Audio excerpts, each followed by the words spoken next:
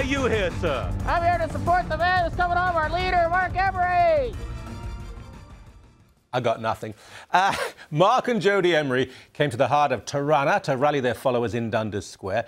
The turnout was a bit disappointing, really, but we went along anyway. There were a couple of nasties there. They hated Sun News, hated me, but for the most part, the people, they were harmless, they were friendly, and they were totally bonkers. First, we spoke to a couple of guys who had some fascinating ideas about cannabis use. I asked the second one, you'll see this, also about issues that were very important, and we got into the nitty-gritty of foreign affairs. I have to admit, he really, really did know his stuff. I've been using marijuana since I was 8 years old. Really? And that there, and I continue using it. Obviously hasn't done any harm. And that there, you know what, because I don't have a doctor, my doctor retired, and he had an issue with marijuana, and that there, but he would prescribe me THC pills, which, you know what I mean? It was all what do you suffer from? What do I suffer from?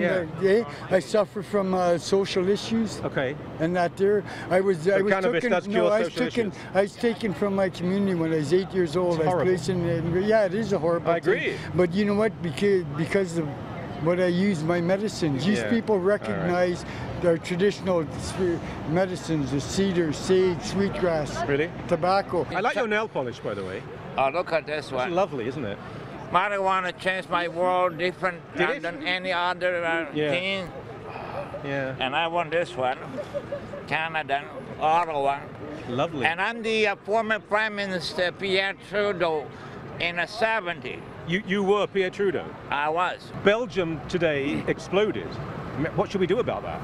Belgium? Why did Belgium explode? Well, that's what we don't know. We're trying to find out. Financially? Are we talking about... No, literally. You mean politically? No, literally. Blown up. It exploded. What do you think we should do? Well, first of all, we have to do. We as a country, we have to determine what was the cause of the explosion and find out exactly who were the perpetrators. But do not blame it on a single ethnic or religious group. That is wrong. He's got a point. He's got a point. Our future, obviously, is our youth. So thank God that the young people present at the cannabis rally were aware, astute, and they had their finger on the pulse of society. All here for the same reason. And what's the reason? Marijuana. The best natural product on the planet. Right. On the planet. Yeah. What are the other big issues you care? I mean, you're young people, you're active. What are the other issues you care about? Lack of motivation. Global warming. Global warming. Yes. Hip hop. Yeah. I love hip hop. Peace. Police officers. Oh, police. No wars. No wars. Yes. Ever. Ever. Okay. Never a reason to fight a war. Just like no more poverty. No more poverty. No more poverty. You know, we should all live in equal. Yeah. Not hide anything from anybody. You know. Yeah. Yeah. No, I agree. Anything else? Love. Oh, it's awesome. You can just smoke pot in the middle of anywhere. Nobody cares. That is awesome, I must say. You don't hurt people. You don't. Yeah, we're just hanging out, just smoking. I've had a few people angry here. I'm going to college for electrical engineering. Good man. Where are you going to study? Yeah, I'm going to Confederation College in Thunder Bay, dude. Good. Right where I was growing up, you know. Would you work as an engineer while smoking cannabis? Yeah, totally, obviously. Really? Can you do the wiring at a friend of mine's house? Oh yeah. Great. I'll put you on to him right now. It's a man called Justin Trudeau. Would you do the wiring at his house? Yeah. Well, I'm still in college. I don't know how to do it 100% yet, but when I'm out of college, I will definitely smoke pot and do my job. Now, it's often said that women should rule the world, I suppose, because they give life to the world, and they're perhaps gentler and certainly wiser than men. That certainly did seem to be the case.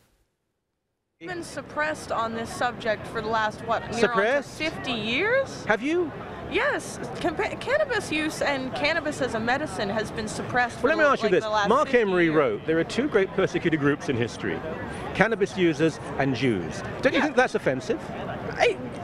I think Jews, in the 6 million Jews are put in gas chambers. But taken in the wrong context, yes, it can be offensive. Don't you think it's very selfish? The comparison is actually very accurate. Is it? Yeah, I remember the first time I smelled weed, and I was like, I think I smell weed, and my mom's like, how do you know what that smells like? And I was like, I just know. It's meant to be. So you thought maybe a doctor, maybe work in the third world delivering aid, but in the end it was no cannabis. You know what? Cannabis is such a powerful tool. Right.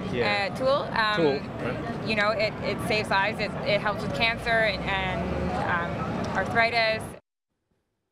And pretty much everything. Now, finally, religion. I know some of you think I talk about it too often, but in this case, it wasn't me who raised the issue. It was the Oxford professor of theology who happened to be there. Have a look.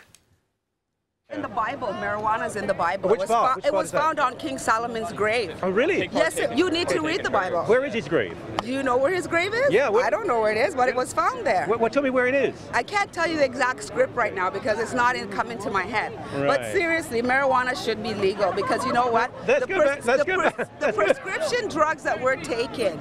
Yeah. Cannabis in the Bible. Yes. It was found on King Solomon's grave. Yes. Yet you don't know where King Solomon was buried. No, I don't know the scripture right now. Okay. But if you look in the Bible, it will be there. I'm sure it would. Look, there's another 40 minutes of this, and it's all gold.